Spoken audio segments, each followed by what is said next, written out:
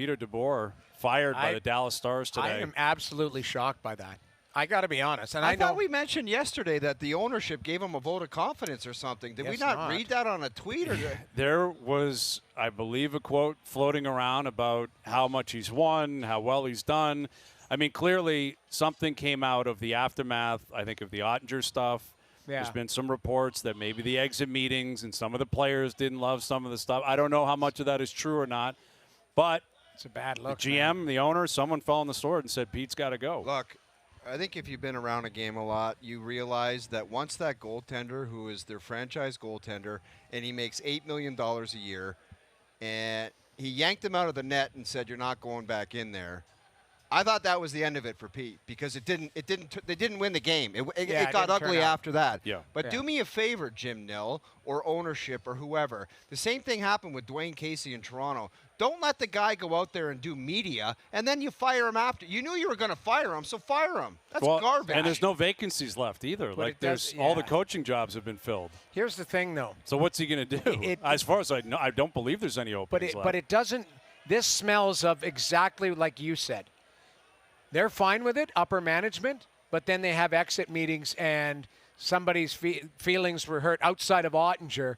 Another guy didn't like how Pete yelled at him and did this and that. Like, to me, it's a bad look because does it show that the inmates are running the asylum? Like that's, and I get it. Listen, the athletes are the ones, and we've been. They got the guaranteed contracts. They do, but at the end of the day, who is better than Pete DeBoer to go in there and coach your team next year and get to the next level? How about you look at your players? Wyatt Johnson was minus 18 in the playoffs. Robertson just started playing near the end of the series. And the goaltender I didn't think was very good. Goaltender wasn't very good in that series. What the hell did Pete DeBoer have to do about that? Jamie Benn, Tyler Say, go down the list of guys. And yeah, Hintz got hurt, but I mean, Heiskanen wasn't a dominant force.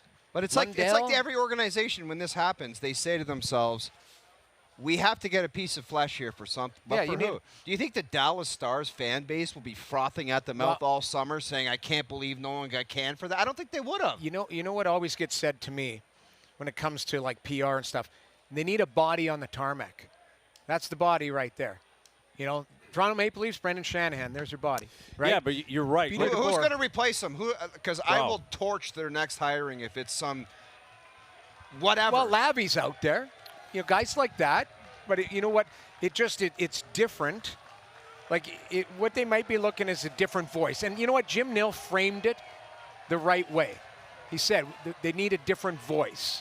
And I get that. Every coach has an expiration date. So obviously they felt that Pete hit the expiration date. But he's a hell of a coach.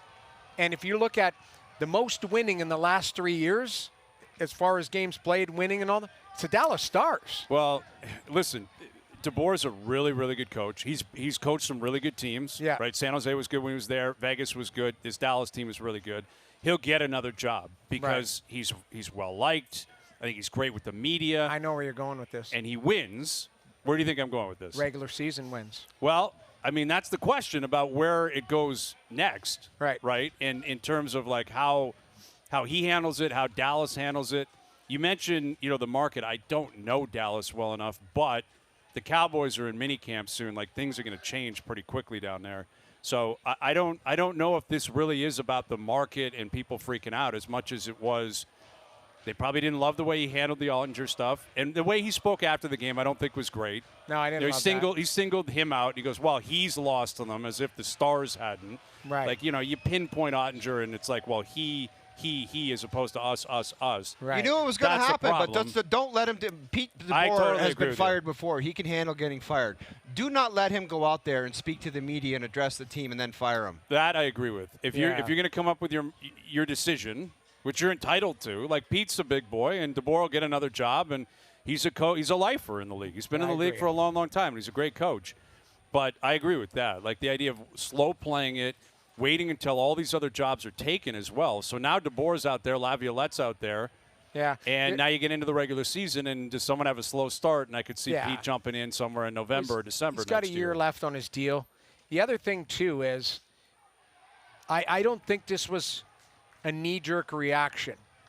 This is now, when you look at it, it's they've seen something or didn't like something. I don't know I don't think this is one thing that did him in. Jamie, I guarantee you what happened was some of the young guys that didn't play well got pissy after with their exit meetings and probably said it's either him or me. If he's still here, I don't want to play here. And when you got a goaltender locked into a contract like that, I don't know what went on behind the scenes, but that's when they probably had to make a decision. Everybody said it after the altercation happened. The goaltender's going to outlast Pete DeBoer in Dallas. Well, he will. And that's exactly what happened. Well, and so I don't know if the goaltender said, if he's here come training camp, I'm not going to be playing here. So what do you want to do? And that forces the organization to make a decision. Yeah. It would not shock me if that's went down.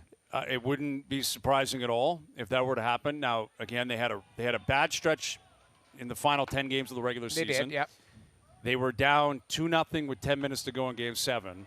Like, there is a chance the ownership management had it drafted at that point. It's like, oh, they survived. Right. You know, and then they survived, and then it just got to a point where Edmonton dismantled them in the conference final. Right. Yet, like you said, there were a lot of players who didn't play well enough. Like, Hintz got hurt and missed a game. Robertson kind of got going.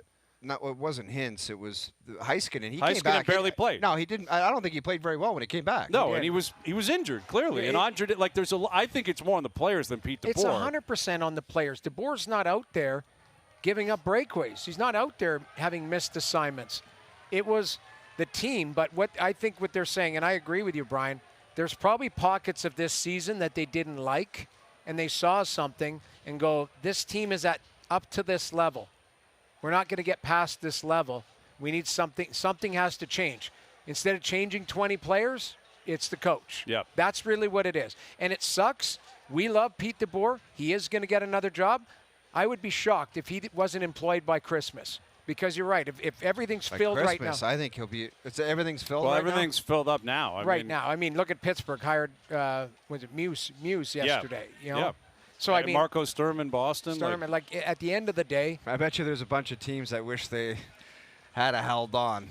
Well, Yeah, I think fair it's enough. better for DeBoer to probably He wait can- it out. Exactly. Wait for Go a in. good team that had a bad start and be Go- like, I can turn these guys go around. in Hey, he should just pull a Paul Maurice and just sit around and wait. He Yes. probably got enough cake to Well, live he's a getting great paid life. Just for sit around- another year. Yeah, He's on the- so sit he around get- and wait and see what goes on. Maybe he'll and he come- could pick and choose what opportunity happens. Yeah, 100%. it's a good setup. I think it's an opportunity for him to have a reset and go somewhere again to another scenario. But and Spotter will be there too. I don't know what Spotter's situation, but they're attached at the hip. Yeah, they've been together. They And- were and together in junior They're and great all throughout coaches. the NHL. You guys know, I'm a DeBoer guy.